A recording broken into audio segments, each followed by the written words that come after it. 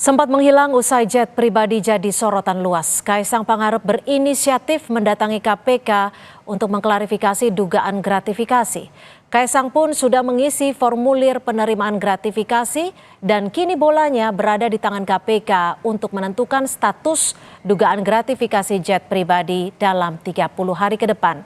Sudah ada juru bicara Ketua Umum PSI Kaisang Pangarep, Francine Wijaya, dan mantan Komisioner KPK Saud Situmorang. Selamat petang Bang Saud, selamat petang Mbak Francine. Terima kasih sudah menyediakan waktunya di Kompas Petang sore hari ini.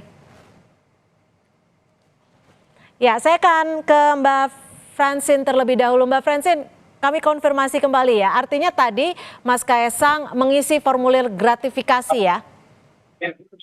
Betul, sesuai ya, dengan arahan ini artinya Mas Kaisang mengakui sudah menerima gratifikasi selaku anak dari penyelenggara negara? Kan nanti berdasarkan penilaian. Ini kan masih dugaan gratifikasi yang beredar luas di media massa. Kemudian Mas Kaisang ini atas inisiatifnya sendiri, tanpa ada panggilan, tanpa ada undangan tertulis dari KPK.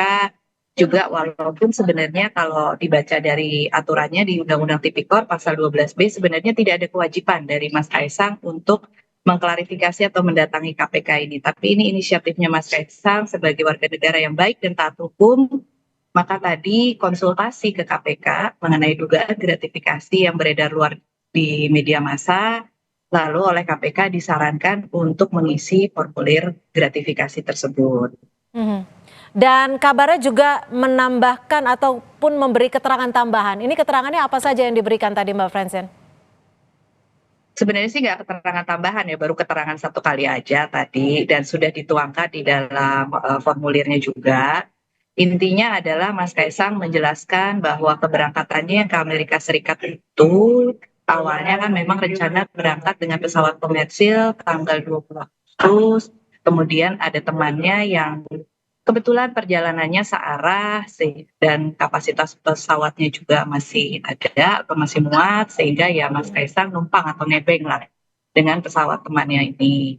Lalu kalau untuk kepulangannya sendiri, Mas Kaisang itu pulang dengan pesawat komersil karena beda jadwal. Temannya masih lanjut beberapa hari di Amerika Serikat, jadi tidak pulang bersama-sama. Mbak Francine, tadi kalau saya dengar pernyataan Anda, Mas Kaisang sebelumnya kan mempunyai tiket tanggal 20 Agustus, namun karena ada teman akhirnya bersama teman berangkat tanggal 18 Agustus. Apa alasan utama mengganti penerbangan? Padahal kalau sudah punya tiket kan sayang juga sebenarnya. Saya tadi tidak bilang punya tiket ya Mbak Cynthia. Oke, boleh diklarifikasi jadwal ya? Tadi saya sampaikan Mas Kaisang berencana untuk berangkat di tanggal 20 Agustus. Kemudian ternyata ada teman-temannya ini punya pesawat pribadi dan Mas Kaisangnya menumpang atau nebeng sama teman tersebut. Jadi hanya menumpang dengan teman dari Mas Kaisang. Mbak Francine, kalau dilihat ini kan ada formulir di website-nya KPK. Ada formulir laporan gratifikasi, ini kan juga dilihat ada nama pemberi gratifikasi. Siapa yang diisi Mas Kaisang? Diisi dengan nama temannya dan kemudian di kolomnya kan juga di data pelapor ya, pelapor gratifikasi kan di situ juga ada jabatan di instansi atau lembaga apa, itu tadi diisi sebagai warga negara. Namanya diisi juga ya? Namanya sudah disampaikan kepada KPK. Oke, Bang Saud, kalau Anda melihat Mas Kaisang setelah lama disorot akhirnya mendatangi KPK atas inisiatif sendiri. Lalu bagaimana ini KPK bisa membuktikan bahwa hal itu hanya sekedar nebeng, menumpang dengan temannya? Ya nanti itu nggak perlu ini ya, nggak perlu pengakuan, nggak perlu bantah-membantah nanti.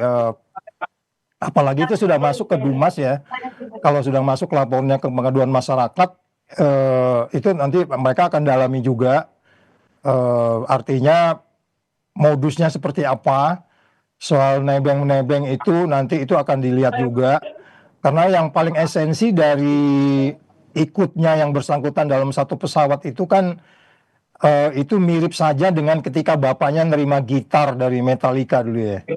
kan gitar itu dikembalikan gitu. Padahal itu harganya berapa gitar itu. Jadi maksudnya ini anak dan bapak ini nggak bisa dipisahkan. Dia kategorinya penyelenggara negara.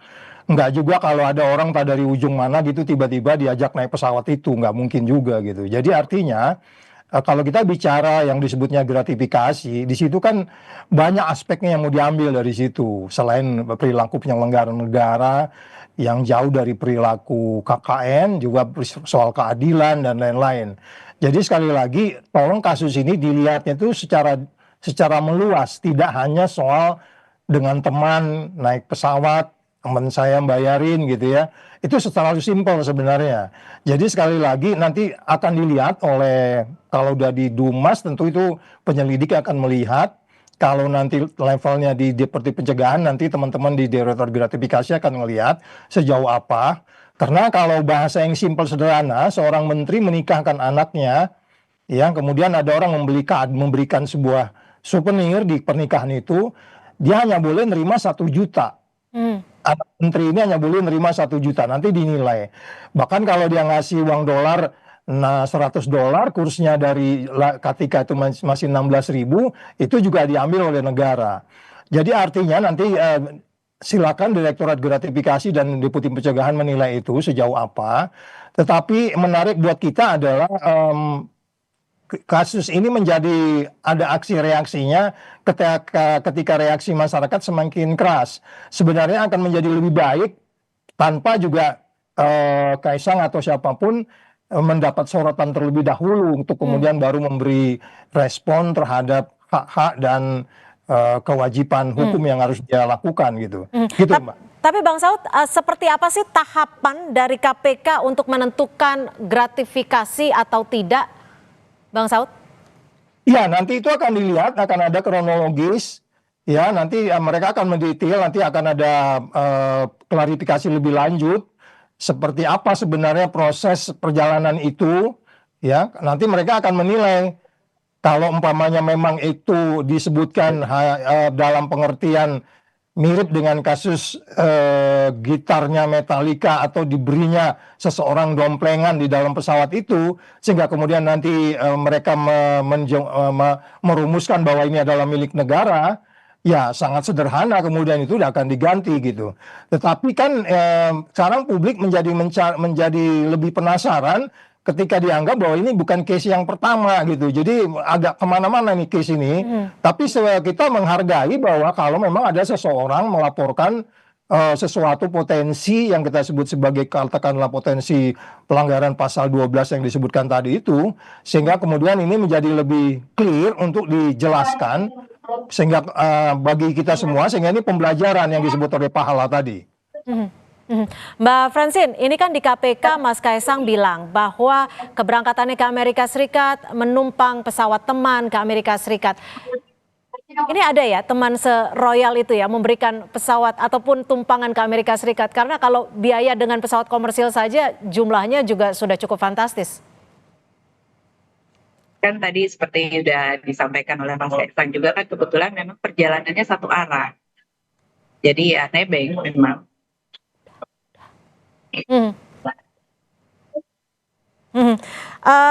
Kalau tadi saat mengisi formulir seperti yang tadi sudah saya tanyakan sebelumnya, kan Mas Kaisang sudah mencantumkan siapa pemberi gratifikasi tersebut. Untuk latar belakangnya juga diminta KPK untuk mengisi, Mbak Francine? Sesuai dengan formulirnya tadi, atas dugaan gratifikasi tadi sudah diisi datanya, namanya, kontaknya, kemudian hubungannya sebagai teman. Siapa tuh namanya Mbak Francine? Dan Sudah juga disampaikan ke pekerjaannya KPK, mungkin? bisa ditanya. Gimana? Sudah disampaikan ke KPK, nanti bisa dicek ke KPK. Tapi Mbak Francine sendiri sebagai juru bicaranya sebenarnya mengetahui ya? Mengetahui ya. Untuk latar belakangnya Mbak Francine, karena ini menjadi pertanyaan publik ketika seorang anak penyelenggara negara, dalam hal ini adalah anak presiden, mendapat tumpangan secara mungkin bisa dikonfirmasi secara cuma-cuma berpergian ke Amerika Serikat menggunakan pesawat jet pribadi. Tadi kalau saya menyimak dari penjelasannya Mas Saud ya, itu kan tadi kalau misalnya ada menteri yang menikahkan anaknya kemudian menerima sejumlah uang dalam pernikahan tersebut, yang mempunyai kewajiban untuk melaporkan kan sebenarnya orang tuanya, karena yang menjadi menteri kan orang tuanya. Nah, dalam hal ini kan tadi Mas Kaisang ini dengan inisiatif pribadi loh, datang sebagai warga negara Indonesia yang baik, taat hukum, dia datang sendiri ke KPK konsultasi menanggapi dugaan gratifikasi yang beredar luas ini bagaimana. Lalu kenapa baru sikapnya? sekarang Mbak Francine Mas Kaisang bersedia untuk datang dengan inisiatif sendiri? Sebenarnya kalau dilihat dari batas waktu itu kan juga dari aturannya kan memang ada 30 hari ya sejak dugaan gratifikasi tadi. Jadi sebenarnya masih di dalam batas waktu tersebut. Mhm. Mhm. Bang Saud, apa sih pasal yang bisa dikenakan karena ini kan kaitannya terhadap anak penyelenggara negara. Untuk penyelenggara negaranya sendiri bisa dikenakan pasal tidak? Ya, nanti akan dilihat ya bahwa prosesnya itu nanti akan terlihat ya. Prosesnya seperti apa nanti itu mereka akan mendalami. Kemudian ini apakah ada disebutnya sebagai milik negara atau tidak. Kalau by definition itu kan pasal 12, kalau gratifikasi itu pada pasal 12 C kecil ya, seingat saya. Jadi sekali lagi yang mau dilihat di sini adalah sebenarnya bukan hanya persoalan dia menerima sesuatu di situ. Bahkan menerima diskon aja sebenarnya nggak boleh gitu loh. Ya apalagi ini menerima fully satu paket tapi kemudian dia landing di sana gitu. Itu yang sebenarnya menjadi menarik perhatian kita. Yang menurut saya ini kan sangat common di negeri kita ya. Dan ini saya pikir makanya saya bilang kembali lagi ini sebenarnya kesalahan besar di KPK juga yang tidak menjelaskan ini secara detail. Di periode lalu ini ada upaya-upaya menjelaskan itu ke publik. Jadi sekali lagi jangankan dia fully menerima itu, menerima diskon saja sebenarnya tidak boleh. Karena yang dilihat itu adalah ketidakadilannya, ya kan? Apakah diskon itu juga dikasih juga kepada orang lain? Makanya kalau di dalam satu momen ada seseorang memberi sesuatu souvenir, kalau souvenir itu diberi kepada 1.000 orang, ya itu nggak ada masalah. KPK biasanya nggak cerewet di situ. Tapi kalau dikasihnya harganya besar, diberikan pada satu orang, itu sudah pantas dianggap bahwa ada sesuatu di situ yang kaitannya dengan konflik of interest. Jadi sangat disayangkan sebenarnya kalau dia seorang presiden nggak pernah membahas itu. Nggak ada alasan, orang nggak tahu undang-undang, nggak boleh. Ya kan, you are very high profile person, you have to be wise. Jadi itu pasti. Dan oleh sebab itu, karena kemudian ini setelah ada reaksi lebih dulu, baru kemudian datang ke KPK juga itu menimbulkan pertanyaan ya. Sehingga apa yang disebut sebagai penyalahgunaan wewenang yang ditimbulkan oleh dalam hal ini orang tuanya, ini kan menjadi ujung dari case ini sebenarnya. Kalau dia anak orang-orang biasa nggak juga mungkin, atau kalau temennya sendiri ya nggak, no problem. Ya kan ini menjadi problem karena orang tuanya itu sebenarnya. Oke, baik. Terima kasih Bang Saud Situmorang, mantan Komisioner KPK, dan terima kasih juga Mbak Francine Wijoyo, juru bicara dari Ketua Umum PSI, Mas Kaisang Pangarep. Terima kasih sudah bergabung bersama kami di Kompas Petang. Selamat sore.